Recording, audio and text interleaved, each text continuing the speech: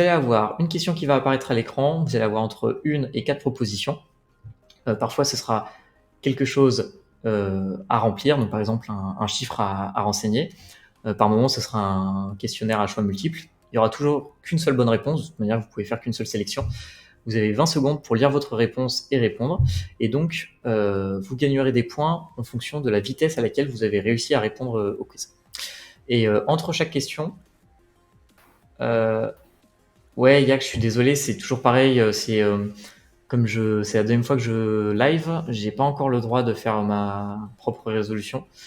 Faut attendre 7 lives, je crois, pour pouvoir avoir sa propre résolution. Enfin, pour laisser le droit aux utilisateurs de modifier leur résolution. Et donc du coup, ouais, vous allez avoir donc vos questions, et entre chaque question, on va pouvoir mettre en pause pour pouvoir parler rapidement, revenir là-dessus si jamais vous voulez. Normalement, les questions sont assez basiques, c'est une introduction à Bitcoin. Du coup, c'est aussi l'occasion de réviser un peu tous nos fondamentaux.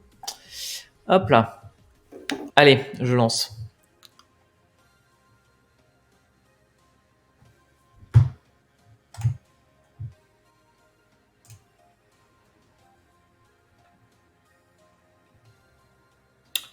Alors bon, forcément, je vais pas y répondre tout de suite. Moi, je répondrai sur les dernières secondes. L'objectif, c'est pas de gagner des Satoshi, c'est encore moins de vous donner la réponse.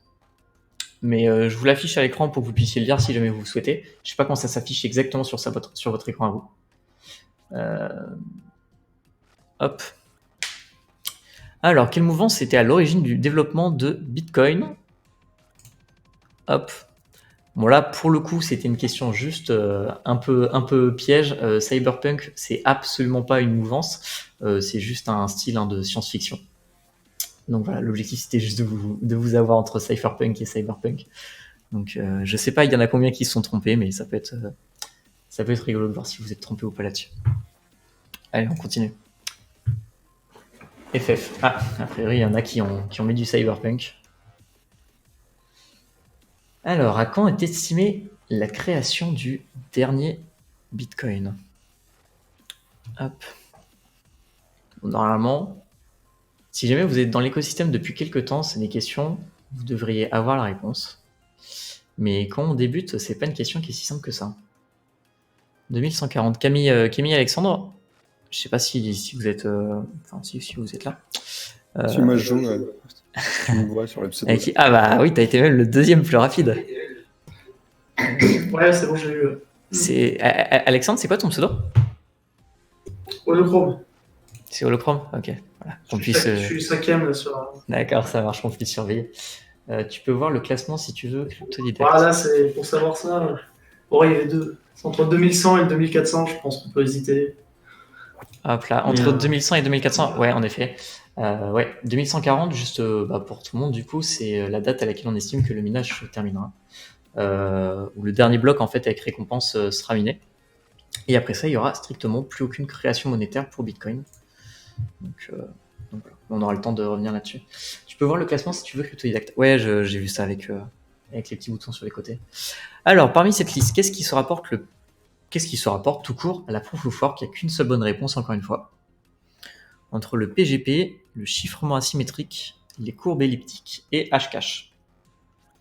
Alors, à savoir que c'est pas des notions qui ont été prises au hasard, elles ont toutes un rapport plus ou moins lointain avec Bitcoin.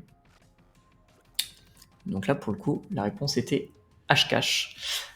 Pour tous ceux qui savent pas ce que c'est que le Hashcash, oh là, c'est déjà passé après. Bon, attendez. J'ai pas le temps de parler. Mais pour tous ceux qui savent pas ce que c'est que le Hashcash, faut pas hésiter à aller voir sur YouTube. On a fait une vidéo dédiée au Hashcash en 3 minutes sur les Cypherpunk Chronicles, ça s'appelle. Alors, l'effet du halving.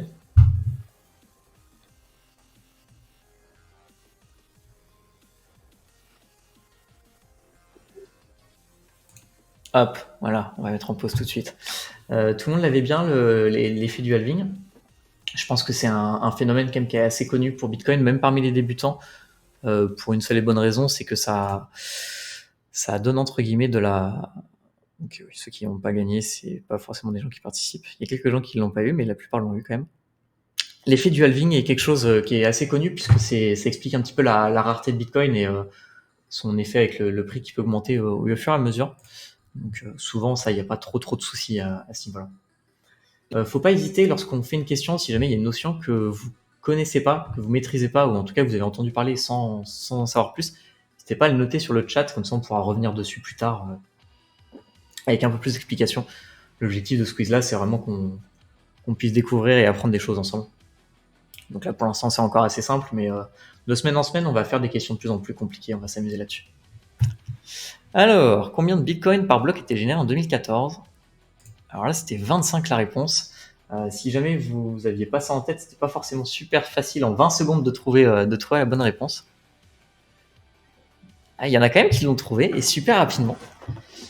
Ok, enfin super rapidement, en 8 secondes, 10 secondes. Merde, j'ai mis 24. Ah oui, non, c'est pas 24, non.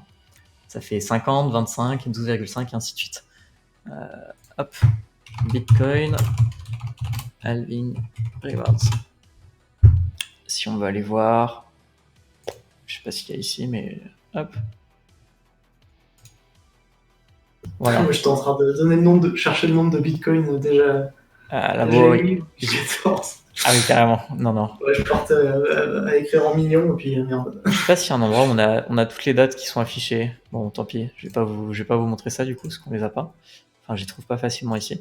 Mais oui. Donc tous les 4 ans, on divise par 2. Et en 2014, on était dans cette ère-là, exactement. Voilà. Donc là, à ce halving-là, avant, on était à 50 dans toute cette zone-là.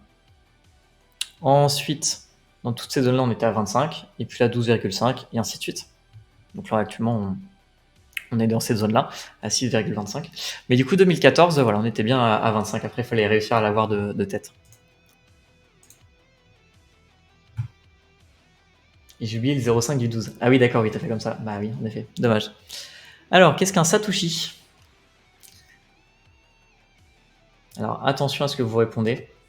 Il se pourrait qu'on le prenne mal.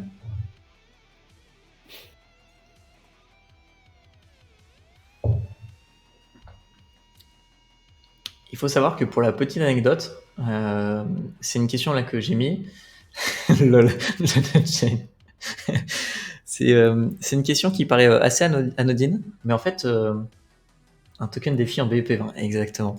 Il y a des gens qui ne connaissent pas forcément ça quand on débute, et qui voient les gens parler de Satoshi sans parler de fait que c'est une sous-division de Bitcoin, évidemment, et qui du coup comprennent pas si c'est un autre projet ou quoi. Donc j'ai déjà eu quelqu'un en privé qui est venu me voir en me disant c'est où est-ce que je peux acheter des Satoshi ? Est-ce que je peux les échanger contre du Bitcoin ? Donc voilà. Bon, c'est pas une question si anonyme que ça. Ça arrive que des gens, quand on débute, après, voilà, des gens ne connaissent pas forcément. Salut Amuzo. Sat, oui, bien sûr, John. Hop, on est reparti.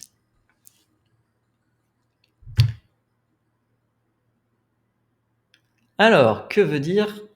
Bah, je vais pas le lire, hein, mais po. Il n'y a pas de tiret.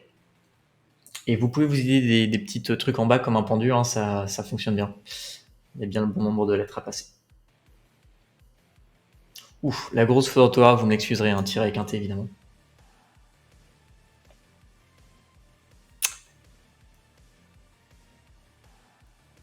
Alors, non, désolé Amouzou, je peux pas le faire. Ça fait pas 7 jours que je live malheureusement. Donc du coup, vous n'avez pas le droit de choisir votre résolution. Ça devrait arriver prochainement du coup, au fur et à mesure que je fais des lives, mais pour l'instant tu peux pas choisir. Skyfan, ne tirez pas. Comment ça, ne tirez pas ? Ça va, t'as eu bon a priori. Tu l'as eu en 5 secondes 38, ça va ? Tant que tu m'as pas mis proof of stake. Bon, alors ça, on en a un peu parlé du coup. Donc si vous avez suivi, ça devrait le faire. Un phénomène se produit tous les 4 ans pour Bitcoin. Comment s'appelle-t-il ? Bull Market, Mining Death Spiral, séminaire avec Satoshi Nakamoto, il est halving. Oui. T'aurais pu en mettre 2 là. J'aurais pu en mettre 2. Alors, le bull market, tous les 4 ans, oui. Franchement, il serait presque passé. Oui, le bull market en 4 ans, j'y ai pensé où je l'ai mis, et justement, je me suis dit que ça pouvait être très drôle à mettre, mais en soi, c'est pas mathématique qu'un bull market tombe tous les 4 ans, et comme dit John, attention, ça peut m'arriver. Si tu crois au stock to flow model, c'est mathématique. Ouais, parce que ça suit les halving, mais c'est bien le halving qui dicte tout ça, quoi. J'ai même pas entendu la réponse, ça a coupé juste au moment. Ah, désolé Amuzo. Amuzo, si tu veux, alors je sais pas si tu Non, je sais pas si je peux vous donner le lien de la partie en plein. Non, je pense pas en plein cours. Mais ouais. Et il y a des gens qui ont mis le séminaire avec Satoshi Nakamoto parce que c'était une boutade par la faute, ne tirez pas. Ah oui, d'accord. Ah, j'ai pas compris, Stéphane. Ok. Il y a des articles Birich tous les 4 ans. Ouais. Il y a des articles dans tous les sens, à absolument tout moment. Ah mince, Crypto Accro, t'as perdu le lien. Bah, honnêtement, je suis pas sûr de pouvoir donner le lien en cours de partie. L'adresse du site. Bah, attendez, je vais vous donner l'adresse que j'ai là devant moi. Hop. Je vous laisse essayer, voir si vous pouvez rejoindre en cours de route. Je suis pas sûr que ça puisse fonctionner, mais essayez. J'ai rien compris à la question là. Alors, la dominance de Bitcoin. Alors, la question est peut-être pas claire, c'est possible. Hein. Donc là, la question que je demandais, c'était donc la dominance Bitcoin. Qu'est-ce que c'est? C'est la part de Bitcoin dans le market cap total des cryptos. Ah, ok. Et donc, aujourd'hui, le 804, selon les données de CoinGecko, à combien on était? Donc là, la réponse était entre 50 et 55. Si je me trompe pas, on est à 53,80, un truc comme ça. Parce que j'ai quand même regardé un minimum avant de poser la question. Dominance, on est 53,7. Voilà. À savoir que c'est bon, ça évolue pas mal hein, dans le temps. Mais en ce moment, on est à peu près autour de ça.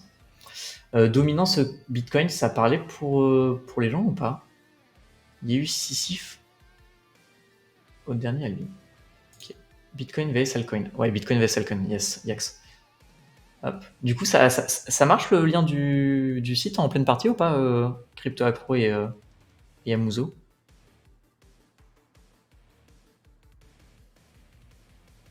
Alors je précise tout de suite, évidemment, hein, ce qu'il y a écrit ici, c'est une idée reçue, c'est pas quelque chose que je défends. Mais qu'est-ce qu'on reproche souvent à Bitcoin à cause du mining?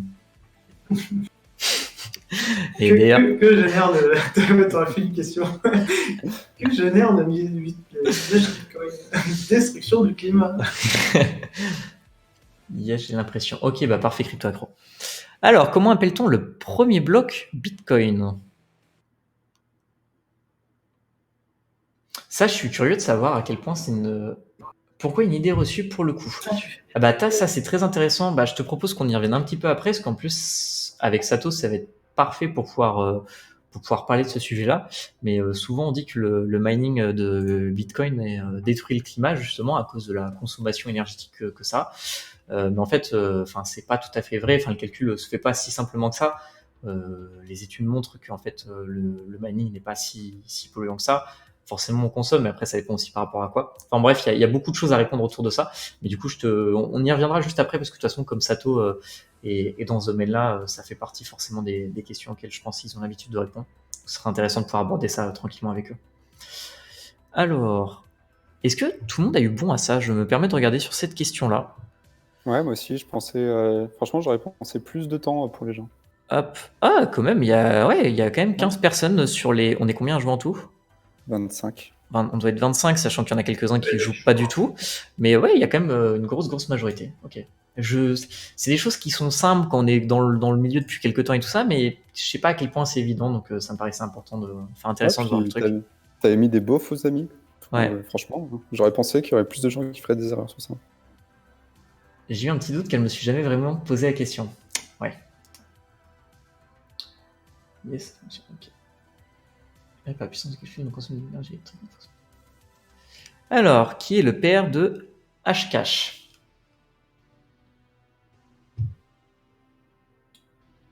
Alors là, les 4 noms qui sont ici, hein, c'est des 4 noms qui ont quand même des rapports de près ou de loin avec Bitcoin.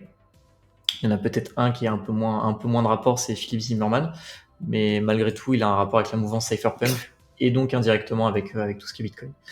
Donc voilà. J'ai la réponse uniquement parce qu'Alex a fait une présentation à l'école des plombs et a présenté ça. Mais sinon, si j'avais pas lu la présentation, je l'aurais pas su. Bravo. Et pour l'instant, on est à un peu plus de la moitié. Il y en a Skyfan là, qui se défend bien en tête, mais qui est vraiment bien collé aux fesses par nom de Shannon. C'est pas super facile de lire tous les pseudos de tout le monde. Et Wendigo qui est pas très loin derrière. C'est assez serré. Beau Green. Ah bah là, je ne l'avais pas du tout. Donc ouais, c'est Adam Back qui est derrière le Hashcash. Et du coup, pour la petite histoire, Adam Back est très impliqué dans l'écosystème Bitcoin et des crypto-monnaies, mais surtout Bitcoin, puisqu'il est notamment à la tête de l'entreprise Blockstream, si jamais tu veux te renseigner un peu plus, qui a développé une sidechain à Bitcoin qui s'appelle Liquid, voilà, et qui essaie de développer l'écosystème comme il peut, quoi. Hop, ah ben là, je ne savais pas du tout. Ok, les questions sont vraiment cool. Ah, merci Skyfan. Tass, je suis d'accord pour cette partie-là, mais du coup, je suis curieux de connaître les contre-arguments. Les contre-arguments au fait que ça pollue pas sur le mining. Explique. Hashcash peut-être. Ouais, l'expliquer. Bah oui, tout à fait. Merci Skyfan de me poser des cols comme ça. Non, pour faire très très simple, on va vraiment, je vais le vulgariser. Le principe de Hashcash, c'est quoi? C'est de devoir fournir une preuve de travail. Donc, en informatique, qu'est-ce qu'une preuve de travail? Ça va être le fait de réaliser un petit calcul avant de valider une opération. Quel est l'intérêt de ça? En fait, notamment, Hashcash, si je ne me trompe pas, ça a été développé par Adam Back dans le contexte des mails, et notamment pour éviter les spams avec les mails. Et du coup, il a pensé au Hashcash. Donc, qu'est-ce qui se passe? C'est avant que vous envoyez un mail, votre ordinateur, il fait un tout petit calcul cryptographique, donc justement cette preuve de travail, avant d'envoyer le mail. C'est $1 si vous avez un mail à envoyer, votre ordinateur, il ne voit pas la différence, vous ne voyez pas la différence et il n'y a pas de souci. Par contre, si vous devez envoyer des millions et des millions de mails, en fait, cette petite preuve de travail que vous faites, ce petit calcul que vous faites, multiplié par des millions de fois, là, ça commence à prendre un peu de temps, ça commence à vous demander un peu d'énergie, et donc, ça vous fait consommer de l'électricité et de l'argent. L'objectif, c'était de ralentir les spams en fait à l'époque, en rendant non rentable le fait d'envoyer des spams à tout va, puisque du coup, il fallait dépenser de l'argent à chaque envoi de mail. Et ça marchait comment la difficulté avec ça sur Hashcash? C'était décidé par qui? Je sais. Nickel explication. Merci Skyfan. Je sais pas c'est qui décidait. Honnêtement, je sais pas qui est-ce qui décidait de la difficulté qui était derrière. Je sais juste que là, t'aurais été dans le même combat, t'aurais des mecs qui auraient fait des ASIC juste pour envoyer des mails, tu vois. Bah ouais. Pour passer la protection. Enfin, c'est ce que je me dis, c'est que ça avait marché en fait, il y aurait eu juste les mecs auraient mis des cartes graphiques ou des ASIC dessus, quoi. Je vais en profiter pour faire hop ma pub. Si jamais vous le souhaitez, vous avez ici une toute petite vidéo à propos de Hashcash. On revient un peu dessus. Pas de mécanisme de difficulté, pas besoin. Ah, bah bonne soirée à Mozo, désolé. J'espère qu'on pourra régler la résolution rapidement. Pas de mécanisme de difficulté. En effet, il n'y a peut-être pas besoin de difficulté en fait, parce que du coup, il n'y a pas de compétition entre les gens, c'est juste qu'ils doivent résoudre le petit calcul. Et le calcul, en fait, il va être tout le temps de la même difficulté, du coup, j'imagine. Ouais, mais c'est toujours, ouais, c'est ça. Dans le sens où si c'est toujours le même calcul, ou normalement tu fais un ASIC dessus. Mais... Alors, peut-être pas. À qui est attribuée la création de Bitcoin? John, c'est pour toi cette question-là.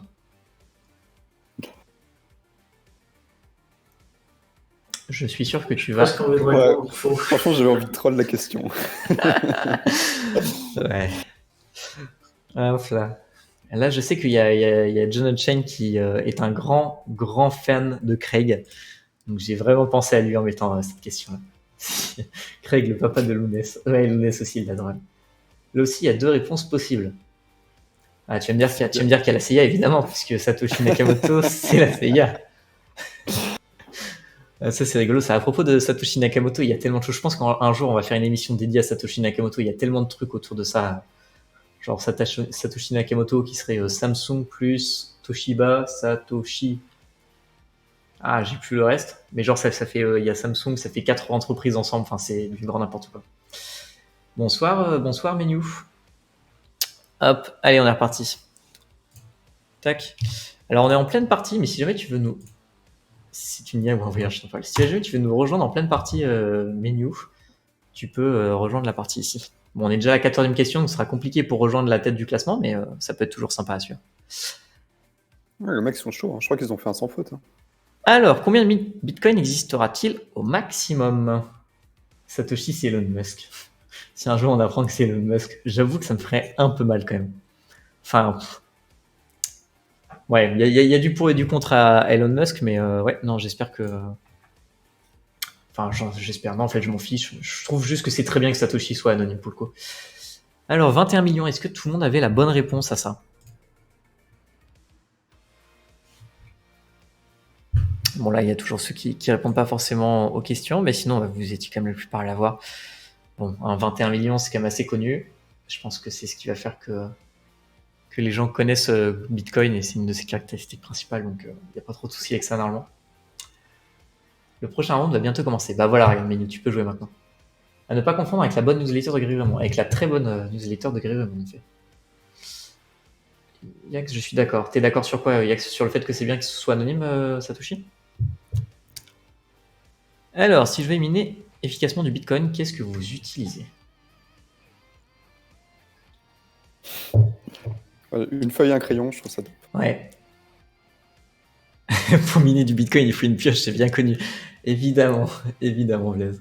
Sato, bah oui, Sato. Une clé USB comme John Unchained. Ouais, John Unchained, il fait des sacrés trucs bizarres avec des clés USB.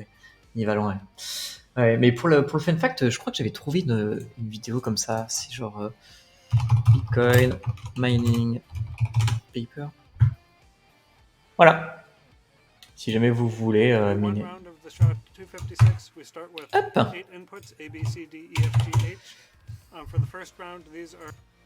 Vous avez de quoi miner du Bitcoin à la main.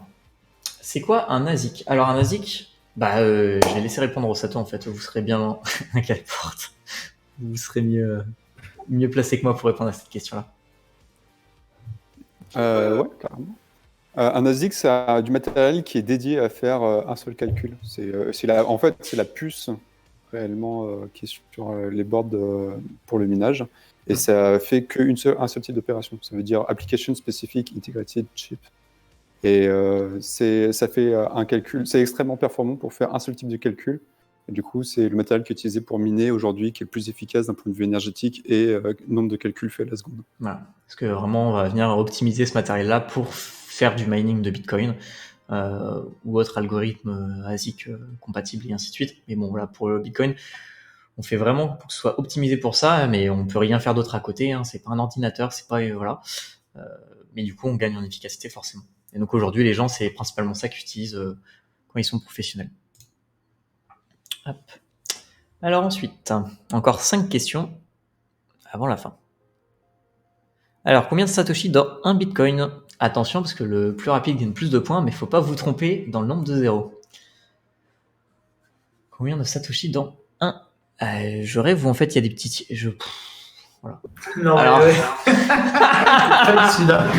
Ouais, les ultra fail. Alors ça, typiquement, cette question, en fait, j'avais pas prévu qu'il y ait des petits tirets qui s'affichent en bas. Donc là, honnêtement, si jamais vous n'avez pas eu bon à cette question-là, c'est que vous n'avez pas suivi correctement les petits tirés. Et là, c'est pas des compétences crypto qu'il faut.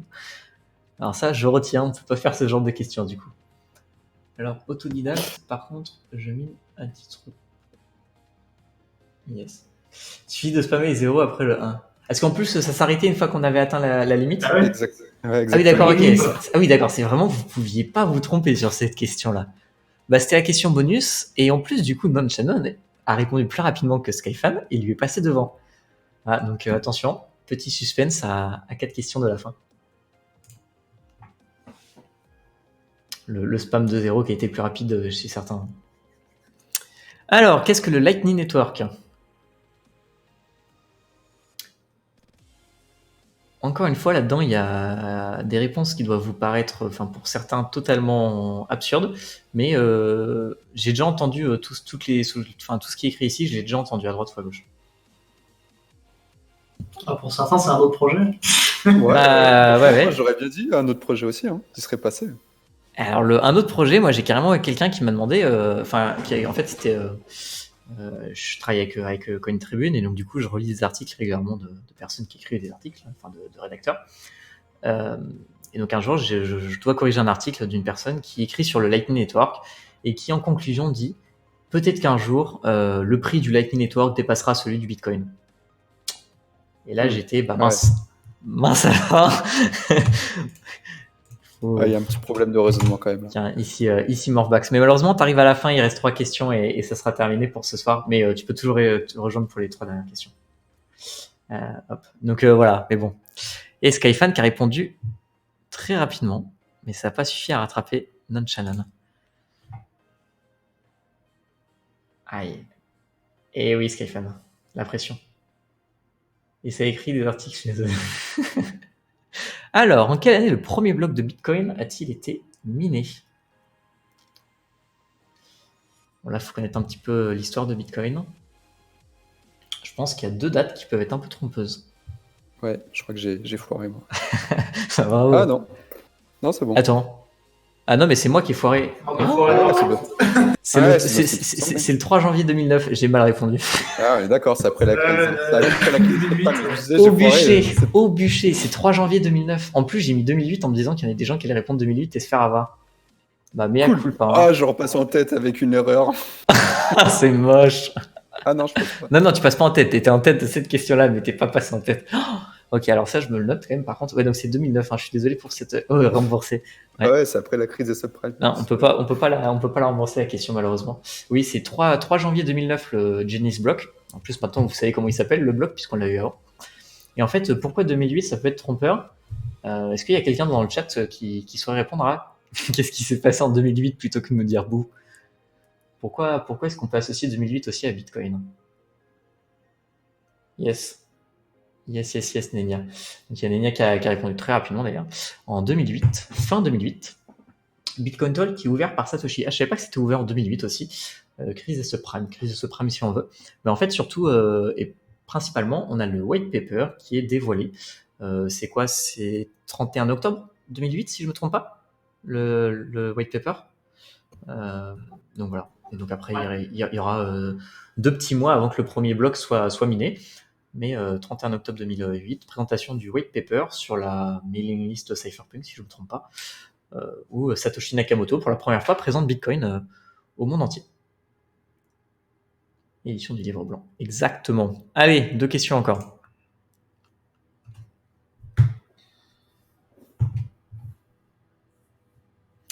Quel symbole représente Bitcoin parmi les suivants? Quel plus gros doigt d'honneur à la finance classique? Oui, Bitcoin est un doigt d'honneur à pas mal de choses. Alors, ça, c'est pas une question qui est forcément si simple que ça. Ça peut être un peu un vieux trader. Ouais, un vieux trader où tu utilises la bonne plateforme au choix. Alors, t'es encore dessus, mais... Voilà, exactement. Parce que je pense que sur cette question-là, il y en a pas mal qui peuvent répondre aucun quand on débute. Parce que le symbole de Bitcoin, comme on connaît sur les exchanges, c'est BTC. Mais d'ailleurs, est-ce qu'il y a eu un peu plus de faux que d'habitude? Ok, il y en a eu un peu plus que d'habitude quand même. Ouais, seulement 11 bonnes réponses.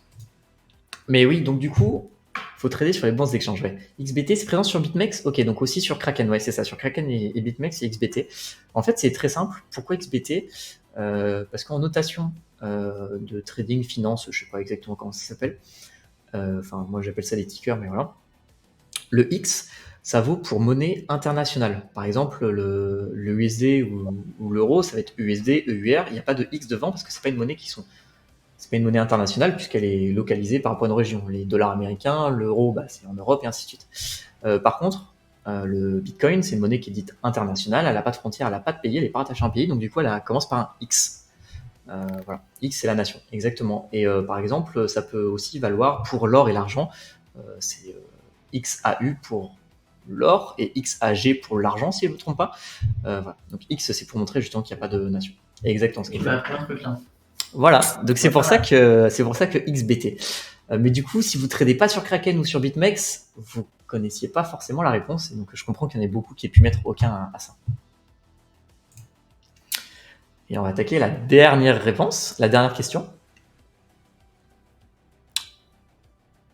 À quoi le Bitcoin... Bon, c'est fini, elle est donnée, normalement. À quoi le Bitcoin est-il souvent comparé?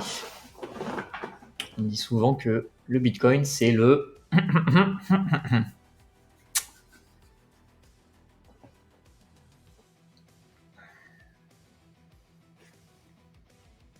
Donc du coup, pétrole numérique. Ouais. Donc, à de l'or digital, du coup. Ok, voilà, c'est terminé du coup. Juste quand j'ai écrit cette question-là, au début, j'avais écrit du cash au lieu d'argent et je me suis repris et j'ai enlevé cash, j'ai mis argent parce que le cash, on aurait pu le prendre en compte, je pense, comme bonne réponse. Parce que quand on veut faire une comparaison entre Bitcoin et le système financier actuel, le cash, quand on paye en espèces, finalement, c'est du pair à pair, donc ça ressemble un petit peu à Bitcoin. Bitcoin pourrait être du cash digital, justement. Sympa ce nouveau quiz, Ellen Quiz. Bah, je suis content que tu accro si ça t'a plu. J'espère en tout Ouais, cas cool. que c'était plutôt cool. Voilà, l'objectif c'est toutes les semaines, on va essayer de lancer ce quiz tous ensemble. Et puis moi je vais m'amuser en fait à toutes les semaines aussi à remplir des questions. Donc on aura tout le temps les anciennes, mais on aura aussi des nouvelles. On va les complexifier petit à petit. Et donc l'objectif c'est qu'au fur et à mesure des semaines, on découvre pas mal de choses autour de Bitcoin et d'écosystème. Donc voilà. GG à tout le monde. GG à Non Shannon, du coup, qui est premier.